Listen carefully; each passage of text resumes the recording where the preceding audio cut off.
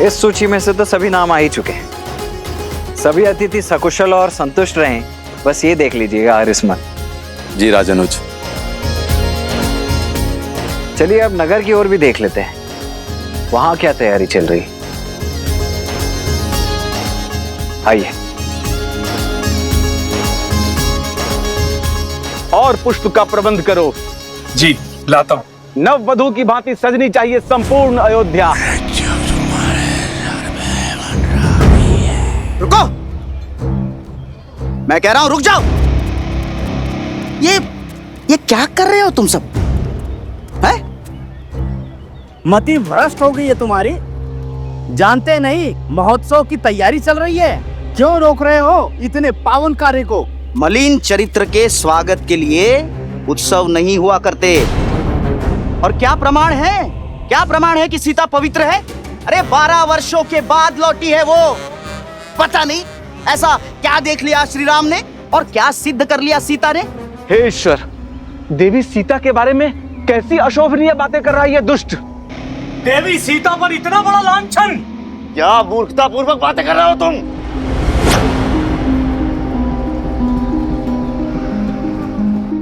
सत्य बोल रहा हूं मैं, केवल सत्य। अरे हमने सीता को इसलिए अपनाया क्योंकि उन्होंने स्त्रियों के अधिकार की बात की, उन्हें सम्मान दिलाया। किंतु प्रश्न तो ये है, क्या सीता पुनः राज सिंहासन पर बैठने के योग्य है? क्यों महल में प्रवेश से पहले वो 2 दिन मंदिर में तप कर रही है ताकि उसके पाप धुल जाए? तो साहसी मानो, छोड़ो मुझे, मैं इसके प्राण ले लूंगा। मेरे अंत से मेरे प्रश्न समाप्त नहीं होंगे। हमें पुनः अभी चलकर सीता से अग्नि परीक्षा की मांग करनी चाहिए। देखा, सुना सुना आप लोगों ने कैसी बातें कर रहा है ये पापी। पाप मुझ में नहीं, श्री राम के इस निर्णय में। यदि सीता को राज सिंहासन पर बैठना है तो उसे हम अयोध्या वासियों के समक्ष अग्नि परीक्षा देनी ही होगी। गुस्सा से इसे छोड़ो। शांत।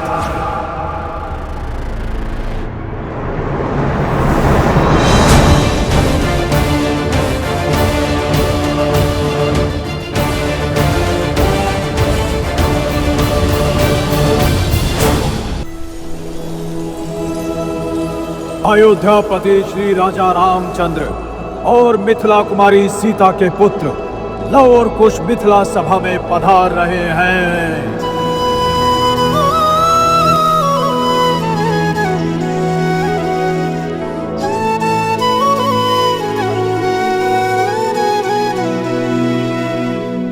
जिनमें देखी राम सिया पर छाई, वो लव कुश सच में है सुत रघुराई।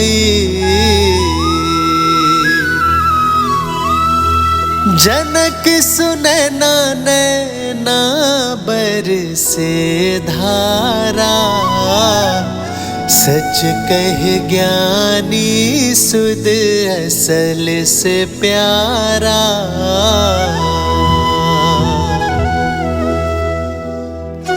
प्रणाम नानेश्री।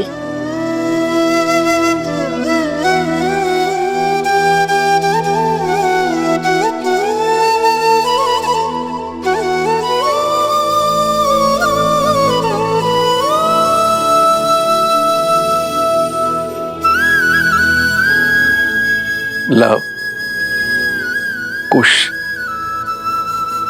मेरे नाती, जब तुम्हें पहली बार देखा था तभी मैंने सीता की छवि पाई थी। महादेव से प्रार्थना की कि मुझे ऐसे ही नाती हो, और देखो महादेव ने मेरी सुन ली। जिस घड़ी की प्रतीक्षा वर्षों से थी, आज वो घड़ी आ ही गई। मेरी सीता का संसार पुनः सुखमय हो गया। मिथिला के लिए ये समय कितना शुभ है। प्रणाम नानाश्री। आयुष्मान भव, चिरंजीव भव।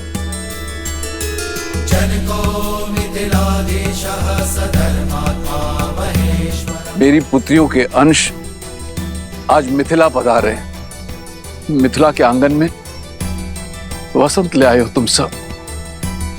वसंत तो अयोध्या में भी आया है महाराज जनक, और इसी वसंत के उत्सव के लिए हम अयोध्या और श्री राम की ओर से संपूर्ण मिथिला को निमंत्रण देने आए हैं कि आप सब पधारे और सियाराम मिलन के साक्षी बने।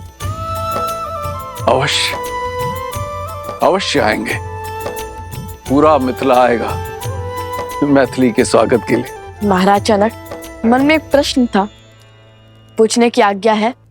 अवश्य आज्ञा है, किंतु उससे पूर्ण मेरे एक प्रश्न का उत्तर दो। क्या मैं तुम्हारे लिए महाराज जनक हूं या तुम्हारा नाना?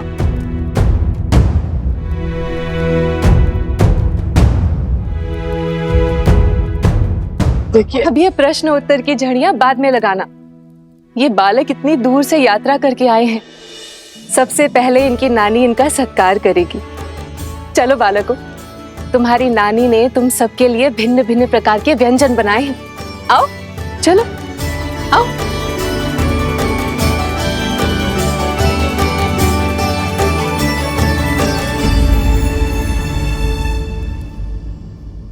चलिए आप सभी अपने अपने कार्य पर जाइए।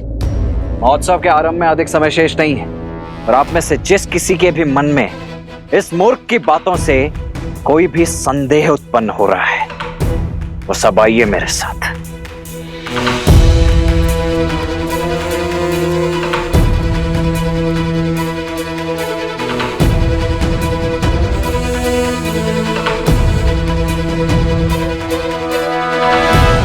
जिस राम और सीता की तुम बात कर रही हो ना, उन्हें ये पवित्र और सुगंधित पुष्प नहीं,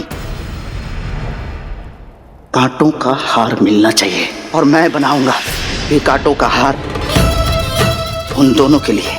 तो आप क्या कह रहे हैं? क्या करने वाले हैं आप?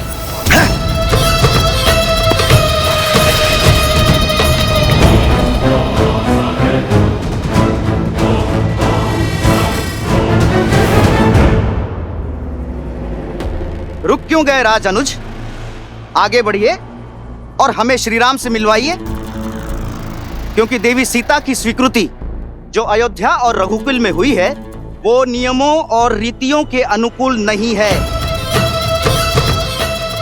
देवी सीता पर लांछन जो है वो अयोध्या वासियों ने लगाया था, तो अब उन्हें अपनी शुद्धता, अपनी पवित्रता और अपनी सुचिता का प्रमाण भी अयोध्या वासियों के समक्ष ही देना होगा, अग्नि परीक्षा के माध्यम से।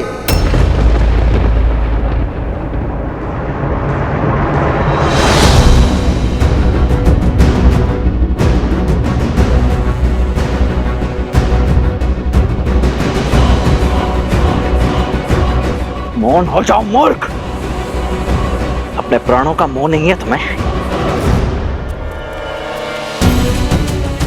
देवी सीता के प्रति ऐसे अमर्यादित प्रश्न करने वालों का यही दंड उचित है।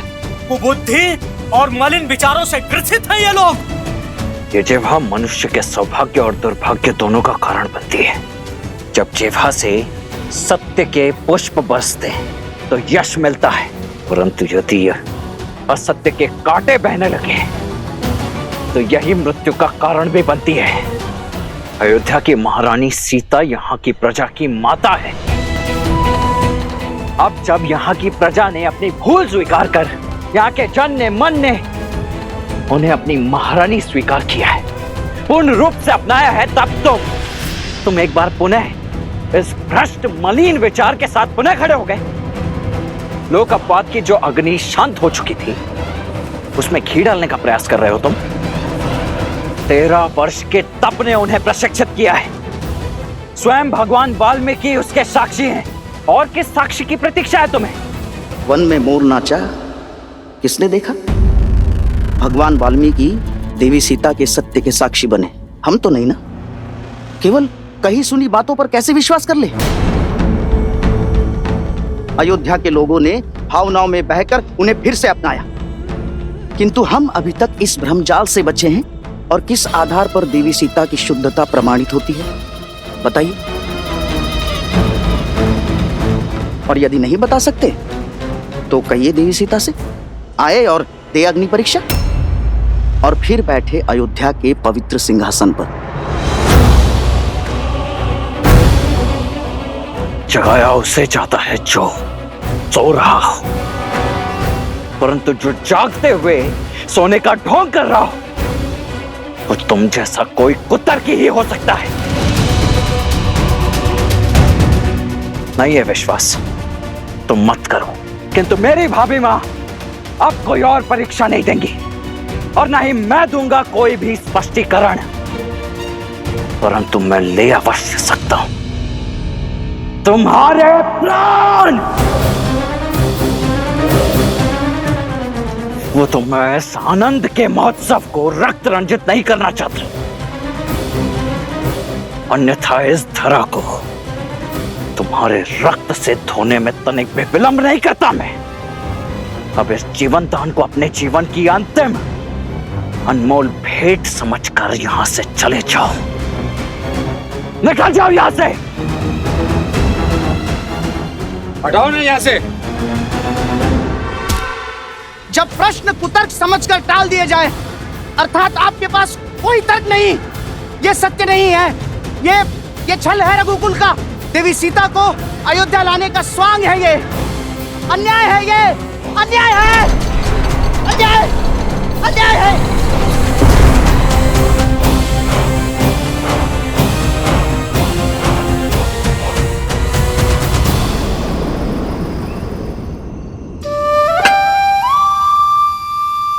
ये लो एक और खा लो। नहीं नहीं बस और नहीं नानी श्री, पेट भर गया। ठीक है मत खाओ। मालपुआ जो तुम अभी खा रहे हो वही तुम्हें माता के हाथों से भोज में भी खाना है। और क्या ज्ञात तो है कि नानी श्री के हाथ में अधिक स्वाद है या उनकी पुत्री हमारी बड़ी माता श्री के हाथ में?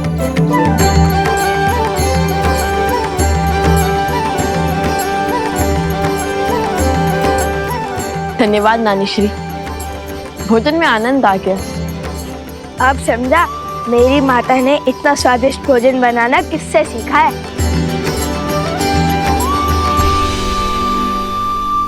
धन्यवाद केवल नानी श्री को, नाना श्री को कुछ नहीं। धन्यवाद महाराज जनक। धन्यवाद महाराज जनक।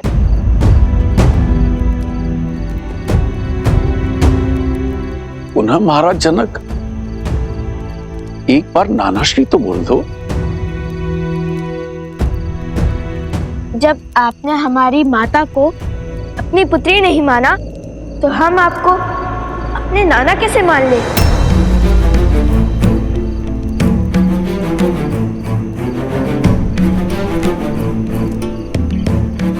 कारावास आपकी पुत्री वन वन भटकती रही, एक राजकुमारी होकर भी एक वनवासिनी का जीवन जीती रही।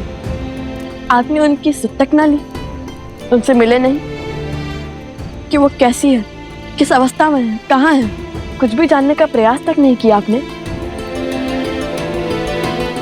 छोटी माता श्री से ज्ञात हुआ कि नानी श्री अस्वस्थ थी। यदि वो चाहती तो यूं माता को खोज निकालती, किंतु आप मिथिला नरेश होकर भी चूक गए।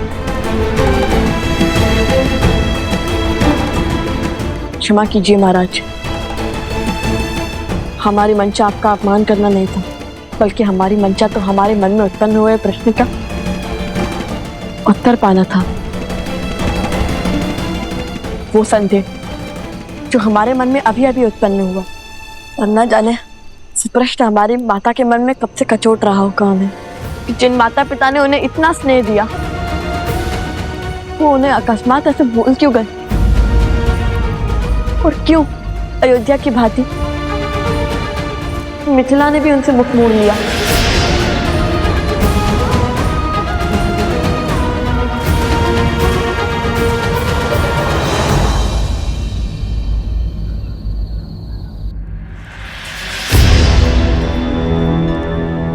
सुख के क्षण में संदेह की आंधी आना उचित नहीं। उस व्यक्ति का भाभी मां के चरित्र पर पुनः प्रश्न उठाना ये विचित्र भी है और विचारणीय भी। राज अनुज लक्ष्मण ने उचित किया उस पापी के साथ। मेरी माने तो लोक अपवाद की इस नवीन ज्वाला को भड़कने से पूर्व ही मृत्यु शैया पे सुला दीजिए, अंत कर दीजिए उस दुष्ट का। नहीं सुमन जी, राम राज्य में प्रश्नों का उत्तर दिया जाता है, दंड नहीं। उचित किया लक्ष्मण तुमने, जो उसे कोई हानि नहीं पहुंचाई। अब इस बात को यहीं दबा दो और जाने दो, हर व्यक्ति की अपनी एक सोच होती है, अपनी एक विचारधारा होती है।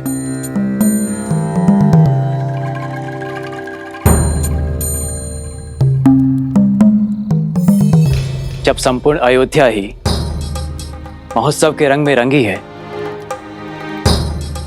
तो हमें चिंता करने की कोई आवश्यकता नहीं। महोत्सव की तैयारियां जैसे चल रही है, चलने दो। और हाँ, ये बात भैया तक ना पहुंचे, अन्यथा उन्हें बहुत कष्ट होगा।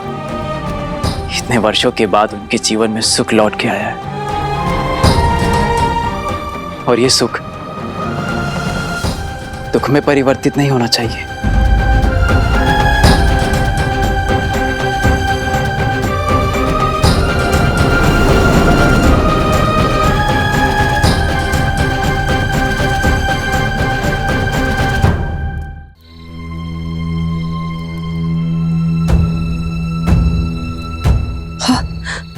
अब जब सब कुछ मंगल हो रहा था, न जाने ये कौन है जो मेरी सीता पे लांछन लगाने और उसे अग्नि परीक्षा की ललकार लेकर आ गया। मुझे ही कुछ करना होगा, मुझे ही कुछ करना होगा। मैं आमरण व्रत करूंगी, जो अपने घर की सुख शांति के लिए बहुत अच्छा होगा। यही उचित होगा। दीदी, आप व्यर्थ ही चिंता कर रही हैं। इस बार केवल अयोध्या नरेश राम ने ही नहीं, अपितु संपूर्ण अयोध्या ने सीता को मन से स्वीकारा है। सब कुछ सुलझा हुआ है, फिर आप अपने मन को क्यों उलझा रही हैं दीदी? देखिए ना, कैसे पूरी अयोध्या उत्सव की तैयारी में लीन है।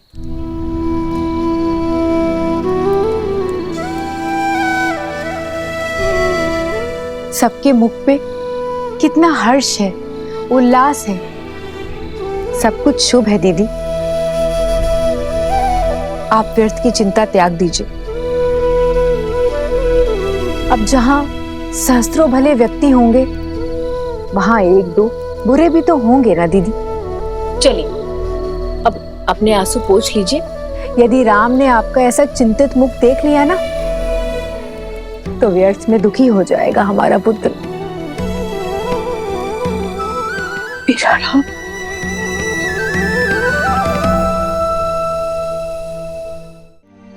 नहीं पुत्रो, ऐसा कतई नहीं है। यदि तुम्हें लगता है कि हम हमारी सीता को भूल गए हैं, तो ये तुम्हारी भूल है। और सुना ना, भूल तो मुझसे हुई है। इतने वर्षों तक अपनी पुत्री की सुध न लेने की भूल, उसकी कुशलता का ध्यान न रखने की भूल। यदि संतान सक्षम भी है, तब भी माता पिता को उसके साथ खड़े रहना चाहिए। किंतु मेरे पग समाज की रीत से बंधे थे। विवाह के पश्चात जनक की पुत्री राजा राम की पत्नी बन गई, अयोध्या की महारानी हो गई।